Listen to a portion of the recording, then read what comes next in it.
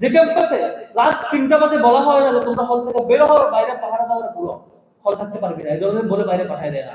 এখন সেই গেস্টিং রুম নাই। আমরা 24 গণ অভ্যুত্থানের মধ্য দিয়ে হাজার হাজার ভাইয়ের রক্তের বিনিময়ে, আহত হওয়ার বিনিময়ে, শত শত হাজার হাজার শহীদের বিনিময়ে একটা উন্মুক্ত ক্যাম্পাস পাইছি, যে ক্যাম্পাসে এখন আগের মতো কাউকে রাতের পেটায় না, যে ক্যাম্পাসে আপনি ভিন্নমত পোষণ করার কারণে এখন কাউকে কারাগারে যেতে হয় না, যে ক্যাম্পাসে এখন গণরুমের মতো বাজে পরিবেশ নাই, যে ক্যাম্পাসে রাত 3টা বাজে বলা হয় না যে তোমরা হল থেকে বের হও, বাইরে পাহারা দেওয়ার পুরো হল থাকতে পারবি না, এই ধরনের বলে বাইরে পাঠায় দেয় না।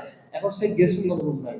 আল্লাহর রাস্তা আপনাদের মধ্যে রিকোয়েস্ট থাকবে, আপনারা প্রথম বর্ষের জনশক্তি, প্রথম বর্ষের শিক্ষার্থী, প্রথম বর্ষের ছাত্রী, প্রথম বর্ষের ছাত্র, আপনার ক্যাম্পাসের মেইন রিসোর্স, আপনার মেইন পাওয়ার।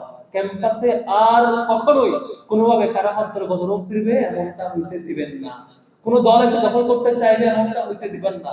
যদি প্রতিরোধ না করেন, ওরা তো মারতেছে, আমার তো মারে নাই, তমুক হলে তো লাগছে, আমার হলে তো লাগে নাই, তমুক ডিপার্টমেন্টে লাগছে, আমার ডিপার্টমেন্টে লাগে নাই, চট্টগ্রাম মেডিকেলে লাগছে, ঢাকা মেডিকেলে তো লাগে নাই, এই ধরনের যদি আলাপ করেন তাহলে একটা দিয়ে শুরু হবে, আপনারটা দিয়ে শেষ হবে। তারা হয়তো থাপ্পড় দিছে, 5 বছর পর আপনারা গুলি করবে, কেউ কোথাও বলবে না।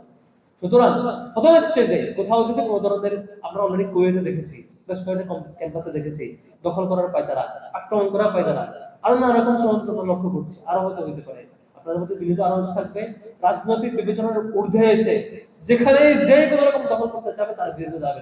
কখনো যদি ইতিহাসের কোনো সময় ছাত্র শিবিরে কোনো জনশক্তি যদি শিক্ষার্থীদের অধিকার হওয়ার দায়ী থাকে, তার বিরুদ্ধে সাথে সাথে দাঁড়ায় যাবে। এটা আমার অনুরোধ।